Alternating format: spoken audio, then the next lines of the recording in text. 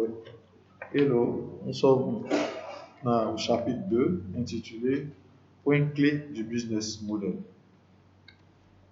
Nous avons trois points clés essentiels du business model. Il s'agit du marketing des startups, la veille technologique et concurrentielle et l'innovation. Le marketing des startups, nous aurons abordé des concepts clés, c'est-à-dire des concepts à maîtriser. Pour la veille technologique, il s'agira de la surveillance pour mieux se positionner sur le marché et ensuite l'innovation. Parce que l'innovation, vous devez savoir ce que c'est, ce qu'est le reloj, quels sont les éléments qu'il faut pour qu'on puisse parler d'innovation. Le marketing des startups, il s'agit du marketing des produits innovants ou du marketing développé et mis en œuvre par les startups. Le terme marketing résonne la notion de marché. C'est le lieu de confrontation d'une offre et d'une demande, d'où la notion d'échange, de transaction qui apparaît. L'offre est proposée par une entreprise qui peut être une start-up pour ses concurrents. Et la demande émane d'un agent particulier que l'on va qualifier de consommateur, d'acheteur, d'utilisateur. L'ensemble de ces acteurs constitue le marché potentiel dont la cible. La transaction ne peut se faire que si l'offre proposée répond à un besoin, c'est-à-dire une attente du consommateur. Nous avons parlé de besoin. Nous avons dit que la transaction ne peut se faire que si l'offre proposée répond à un besoin. Qu'est-ce que c'est que le besoin? Le besoin, il faut le savoir, car le besoin, c'est une différenciation entre un état souhaité, c'est-à-dire idéal, que l'on aimerait avoir, et un état perçu, celui dans lequel l'on se retrouve. La comparaison de ces deux états va permettre d'identifier un écart. Mais il faudrait que cet écart soit suffisamment important pour qu'un besoin soit perçu par le consommateur et ainsi engendrer une motivation pour réduire cet écart. Il y a dès lors une opportunité pour l'entreprise de proposer une offre, un produit ou un service pour répondre à ce besoin de la valeur pour le client.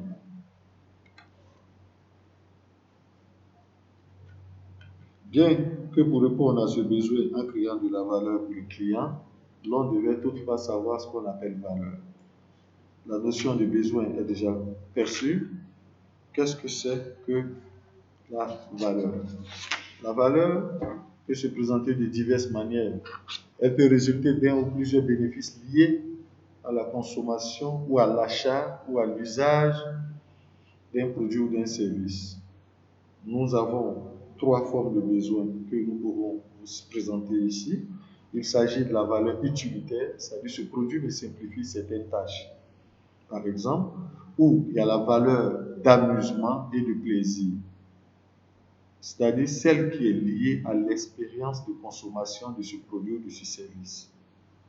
Et aussi la valeur peut-être, comme je vous l'ai dit, une forme de consommation, communication envers les autres. Ça peut être l'affirmation d'un statut social, d'un style de vie au travers de la consommation de ce produit ou de ce service. Une fois ce besoin identifié, la start-up va pouvoir concevoir son offre. Donc d'abord, il faut connaître d'abord le besoin, d'abord, et connaître en deuxième temps la valeur. Qu'est-ce que c'est qu'une valeur? Qu'est-ce qu'on a l'intention de proposer en termes de valeur ou pour donner une certaine considération aux produits que nous voulons mettre en place. Il conviendra aussi d'identifier comment l'acheteur prend une décision. Qui doit acheter? C'est le client. Nous avons connaissance de son besoin. Nous savons comment apporter la valeur à ce qu'on veut, mais il faudrait que nous étudions pour que nous apprenions à connaître le comportement des clients ou des consommateurs. Par exemple, il faut chercher à savoir quel est le processus de prise de décision mis en œuvre par les consommateurs. C'est-à-dire qui décide? Est-ce le consommateur? Est-ce la société? Est-ce une entreprise? Qui influence ce dernier, c'est-à-dire ce consommateur potentiel, quelles sources d'informations sont mobilisées pour pouvoir les convaincre? Quels critères sont considérés pour évaluer le produit ou le service? Ou encore, quels modèles sont utilisés par le consommateur pour prendre une décision? Pour répondre à ces questions, il est recommandé de mettre en place des études marketing. Les études marketing, si je veux vous parler des études de marché. Et ces études de marché paraissent souvent difficiles pour une entreprise qui veut innover, c'est-à-dire une start-up qui vient de naître. Parce qu'une start-up, la plupart du temps, a des besoins souvent limités ou le caractère innovant de l'offre proposée aussi rend difficile de demander aux répondants, c'est-à-dire lors de l'enquête, de se prononcer sur une offre qui n'existe pas encore. D'abord, il faudra s'assurer de ne pas réinventer la roue dans cette étude, parce que non seulement il faut connaître l'écosystème dans lequel opère la start-up, ensuite on pourra s'engager dans des études qualitatives, par exemple, c'est-à-dire des entretiens individuels menés auprès d'un nombre limité de personnes. Le résultat, la fiabilité de ce qui sera obtenu dépendra du choix de ces personnes, c'est-à-dire le statut par rapport à la question posée. On pourra aussi mener des entretiens de groupe, des focus group. On pourra aussi ajouter des études quantitatives, prenant la forme d'un sondage par exemple, et nécessitant des tailles d'échantillons plus conséquentes. Après avoir défini l'offre dans sa globalité, il faut nécessairement procéder à la mise en place de l'œuvre opérationnelle ainsi qu'au développement du marketing mix. Qu'est-ce que c'est que le marketing mix? Le marketing mix, encore appelé plan de marchage, il permet de décliner de façon opérationnelle l'action marketing en définissant 4 éléments. L'action marketing ici va prendre en compte ces 4 éléments qui sont le produit, le prix, la distribution et enfin la communication. Nous savons déjà le besoin, ce que c'est qu'un besoin. Nous savons comment apporter la valeur. Nous avons ensuite du besoin et de la valeur, étudier le comportement des consommateurs. Le comportement des consommateurs, une fois connu, nous devons plutôt penser au produit, ce que nous aurons à offrir. C'est-à-dire qu'est-ce que nous voudrons proposer sur le marché. Nous voulons apporter une solution pour nos clients et cela peut aller au-delà du produit ou du service proprement dit. Ce produit ou service doit être offert ou payant. Quelle est la phase? Est-ce qu'une innovation sociale ou non, l'on n'aura pas besoin d'un retour sur investissement ou payant? Il faudra d'abord se poser la question avant de mettre en œuvre le produit. Ensuite, il faut savoir le prix. Le prix, il faut savoir d'abord comment le fixer pour la première fois, c'est-à-dire lors du lancement du produit, et comment modifier ensuite ce prix durant la vie du produit. Pour fixer le prix d'un produit, 3 méthodes peuvent être utiles. Il y a d'abord la première que je vous présente ici, qui est une approche comptable. Elle consiste à calculer le prix de revient de ce produit auquel l'on ajoute sa marge. C'est un modèle communément exploité. Il y a ensuite l'approche dite de la demande. C'est-à-dire combien le consommateur est-il prêt à payer pour ce produit service, c'est-à-dire pour les bénéfices qui vont être retirés de cette offre. Le troisième, c'est l'approche liée au marché. Quel est le prix qui globalement fait foi sur le marché donné? Dans ce cas, un produit nouveau, tel que ce que nous voudrons apporter à la société, n'existe pas, il n'a jamais existé. Donc ici, cette méthode n'est probablement pas plus adaptée parce que la modification des prix peut se faire tout au long de la durée de la vie du produit afin de tenir compte des exemples de l'entrée des nouveaux concurrents ou d'une baisse. Donc, pour l'aspect prix, il sera plus intéressant de se référer aux deux premières approches parce que l'approche liée au marché sera difficile à mettre en place, à moins que l'on se penche sur des produits similaires pour pouvoir évaluer un prix à notre projet d'innovation. La distribution, elle consiste à mettre à disposition de la demande le produit ou le service au travers de plusieurs canaux de distribution. Quant à la communication, elle peut se faire de deux manières. Soit la communication média ou la publicité qui passe à la télévision, ou soit la communication hors média, surtout lorsqu'on n'a pas suffisamment de moyens. Il faut aller soit au marketing direct, aux relations publiques en passant par des ventes ou se trouver un mercenaire. La veille technologique et concurrentielle, qui est le deuxième grand point abordé dans le point clé du business model. Ici, la veille permet d'évaluer l'environnement d'un projet dans ses dimensions technologiques, concurrentielles et commerciales.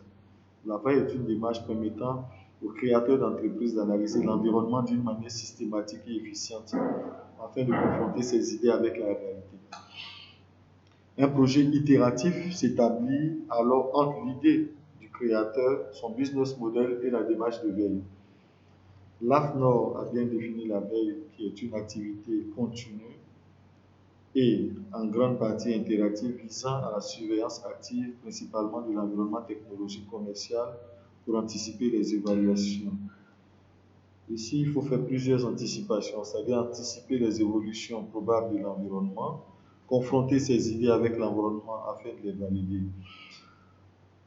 La veille technologique est un cercle vicieux qui consiste à traverser quatre grandes étapes. La première étape, c'est celle qui consiste à déterminer ce que l'on cherche. Il s'agit de voir la représentation de l'environnement concurrentiel. La seconde étape nécessite de connaître les techniques de recherche et en particulier les méthodes permettant de faire des recherches sur Internet. La troisième étape, souvent oubliée, vise à évaluer l'information trouvée. Et la dernière, qui est la quatrième, a pour objectif d'organiser et diffuser l'information de manière pertinente. Quatre types de veilles que vous devez réaliser. Il y a la veille concurrentielle. Cette veille, la veille concernant le concurrent direct, c'est-à-dire elle s'applique aux produits et services du concurrent répondant aux mêmes besoins avec les mêmes caractéristiques. Il y a la veille concurrentielle sur les produits ou services de substitution. Il y a la veille concurrentielle concernant les entrants potentiels. La deuxième veille, c'est-à-dire celle qui concerne les produits ou services qui répondent aux mêmes besoins mais avec les caractéristiques, est celle la plus utilisée parce que nous tenons à mettre sur le marché un nouveau produit. Donc, la veille pourra mieux se faire avec les produits, sur les produits de substitution. La veille technologique, qu'est-ce que c'est? Elle nous demande de mener une veille d'abord sur le plan commercial qui consiste à trouver les informations concernant les futurs clients du créateur.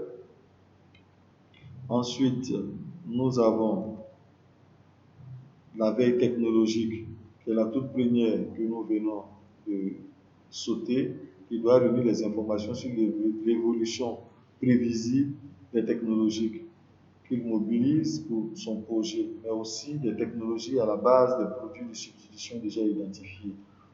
Nous revenons encore sur la veille commerciale qui consiste à trouver les informations concernant les futurs clients. Nous avons enfin la veille légale, celle qui tient compte du contrôle des brevets, de la recherche sur les réglementations. Nous avons ensuite la veille économique qui concerne l'analyse des données économiques, la veille sociétale qui analyse les nouvelles tendances de la société. Nous pouvons en donner une définition suivante sur une notion voisine qui est l'intelligence économique, qui est celle qui consiste à collecter, analyser, valoriser, diffuser ou protéger l'information économique et stratégique afin de renforcer la compétitivité d'un État, d'une entreprise ou d'un établissement. Le troisième et le dernier point sera l'innovation. L'innovation, nous allons procéder à un certain nombre de définitions. D'abord, nous irons du concept. Le premier concept de l'innovation qui est la définition du petit Robert. Ici, le petit Robert nous informe que l'innovation est une chose nouvelle. Ensuite, nous avons celle de Joseph H. Schumpeter qui dit que l'innovation est fondamentalement une destruction créatrice, c'est-à-dire qui transforme, fabrique du neuf en même temps qu'elle démolit l'ancien. Ensuite, nous irons plus loin pour vous dire que l'innovation est fondamentalement une destruction créatrice qui transforme, fabrique du neuf en même temps qu'il détruit l'ancien. Gérard Gaglio, sociologue de l'innovation, dit que l'innovation est une invention qui s'est répandue. L'invention, comme nous l'avons vu précédemment dans le cours sur le droit de la propriété intellectuelle, est avant tout la création d'un nouveau produit, service, procédé. L'innovation requiert, en plus de l'application commerciale ou pratique, de cette nouvelle application un succès potentiel sur le marché. Il y a plusieurs typologies d'innovation. Nous pouvons partir de l'innovation des produits et des services à l'innovation des modèles d'affaires, en passant par l'innovation des procédés que vous verrez définir sur le tableau ici présent, c'est-à-dire l'innovation de marketing, l'innovation sociale et l'innovation technologique. L'innovation est aussi le croisement de ces trois grands questionnements que vous devez vous faire, c'est-à-dire depuis la formulation de l'idée jusqu'à la mise sur le marché du produit, il faut se poser les questions suivantes, c'est-à-dire ces trois grandes questions, c'est-à-dire est-ce désirable pour les utilisateurs, ça c'est au niveau social, est-ce faisable avec les technologies existantes au niveau technologique, est-ce viable sur le marché, ça c'est au niveau marketing. C'est pour cela que notre penseur Gérard Gabillot rajoute en nous disant que l'innovation ne se limite pas au stade de l'idée, ni à celle de son premier développement, mais englobe toutes les phases de sa mise en œuvre jusqu'à son implantation sur le marché. Je pourrais vous dire que cette définition qui est la plus importante parce qu'elle est encore plus globalisante, elle prend en compte tous les trois grands critères que doivent avoir l'idée depuis la formulation du projet jusqu'à sa mise sur le marché. C'est-à-dire l'innovation doit intervenir dans chaque secteur, même dans la constitution de l'équipe, dans les différentes formes d'enquête, dans tous les processus à suivre jusqu'au développement du produit. Donc ici, il est donc important qu'un projet entrepreneurial se positionne au croisement de ces trois dimensions. Voici quelques exemples. Par exemple, nous avons l'exemple du cadre FIA que vous aurez le temps de bien lire à travers cette diapo. Il faut toutefois savoir qu'il y a une interaction qui fait naître des formes d'innovation. L'interaction qui concerne le croisement entre l'humain et le marché sera appelée innovation émotionnelle. Celle qui fait naître l'intersection entre l'humain et la technologie sera l'innovation par usage. Et enfin, celle qui procède du croisement entre la technologie et le marché sera appelée innovation de process. Donc, je vous remercie pour cette séance et à bientôt pour le module 3.